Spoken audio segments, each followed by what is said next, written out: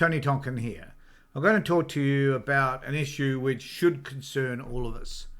Domestic violence and family violence is pretty much endemic within our society. There are children and women who suffer from the abuse caused by men, and it's something as a man that I find quite horrific. What I'm going to look at today is the issue around cost. So this is something that we don't often put into the mix, if you like, around domestic violence. And primarily because it seems to be forgotten and doesn't seem to be all that relevant. We know that the cost to individuals, such as the victims of domestic violence and children who experience family violence, is horrific. Emotionally, psychologically, it is destructive and traumatizing.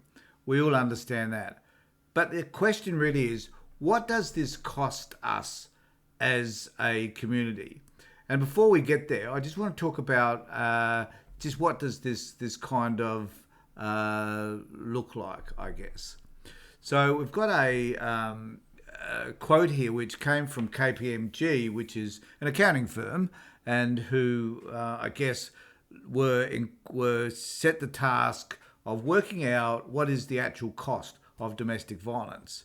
And they do have this interesting quote here, which I must quote, which is, "Violence against women and their children is a crime and fundamental breach of human rights." Fantastic way to start.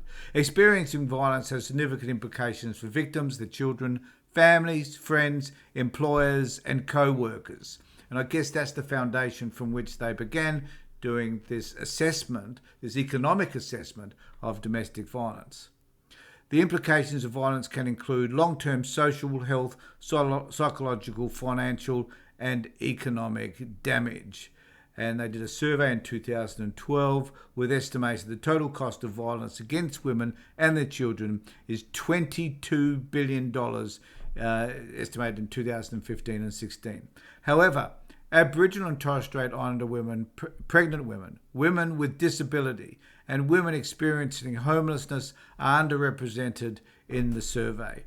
Taking these groups fully into account may add $4 billion to these costs in 2015. So what I wanted to look at is the total, the cost of that in this particular state in South Australia. And I think this is really important. So are these costs relevant? Well, they are, because if our governments don't take action and these costs just become as exorbitant as they are, then that is a cost to you and I, to those of us that pay taxes. It prevents benefits being provided for other welfare services and so on.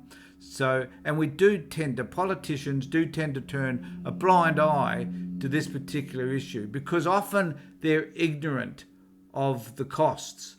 So if we have a look at the costs in South Australia specifically, we will see that in South Australia, the cost per year is about $1.64 billion as a result of domestic violence not being addressed in this particular state. And I think that this is imperative that we try and find a way to be able to deal with and manage this horrific problem around domestic violence. We need to find ways to be able to help women and children in particular, or victims in general, from dealing with and being harassed by people that are likely to damage them. So we need to look at the costs. It's exorbitant, it's crazy, it damages people emotionally and psychologically, and we need to find a solution.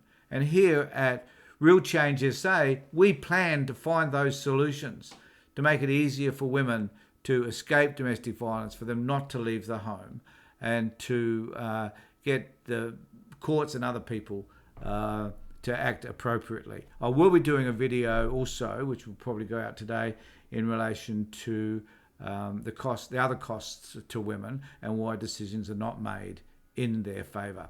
Thanks for being with me. Take care, look after yourselves, and more importantly, be safe.